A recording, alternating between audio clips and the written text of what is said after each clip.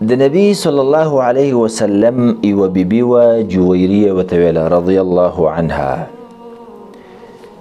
هغه وایي نبی صلی الله علیه وسلم د سهار لمونځ ته ووته او بیا نمر راختو نه بعد رالید. نبي صلی الله علیه وسلم طریقه به دا وه چې سهار لمونځ نه بعد به په جومات کې ناستو تر دې چې نمر به ښه راپورته شو هغې پورې به د الله ذکر کوو وایي چې واپس بېرته راغلی وایي زه په خپل ځای کې ناست وم ما هم ذکر کوو.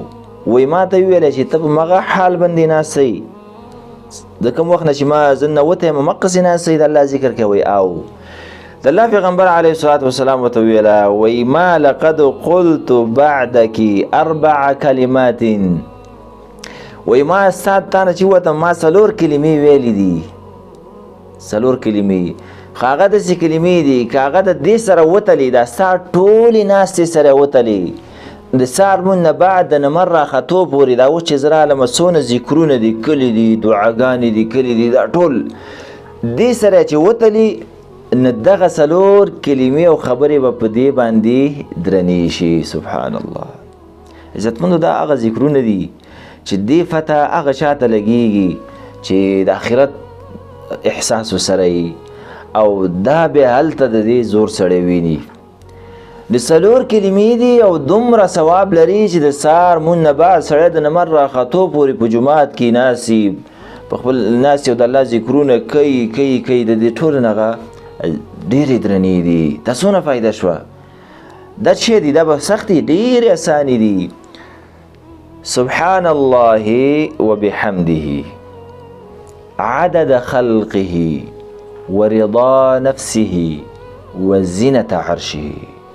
معنی دا شو سبحان الله وبحمده فاکی د الله تعالی لره سره د حمدونو د هغه عدد خلقه څومره چې د الله مخلوق دی که هغه اسمانونه ځمکې بحر وچه کې لامده کې څومره مخلوق چې کوم دی د دې په مقدار باندې الله لره حمدونه. عدد خلقه ورضا نفسه او څومره چې الله راضي کېږي د خپل ځان دپاره وزنة عرشه او د عرش د غټوالي او د درنوال په دغه باندې چې څومره لوی دی. ومداد کلماته او د الله د کلمو د علمونو چې څومره سایګانې دي د هغې په مقدار باندې او د الله د علم د کلماتو مبارکې قرآن کې هغه راغلي دي چې دا ټول بحرونه یوځای شي او دا ونې بوټي ټول قلمونه شي دا به ختم شي و بحرونه به نور راوړي دنیا کې څومره دي او دغه رنګې دا ونې بوټي دغه شي هغه نه ختمیږي. دا څومره عظیم ذکر دی څومره ډېر ښکلې معنی دي په دې کې او څومره اسان دی. سبحان الله وبحمده عدد خلقه ورضا نفسه وزنة عرشه ومداد كلماته.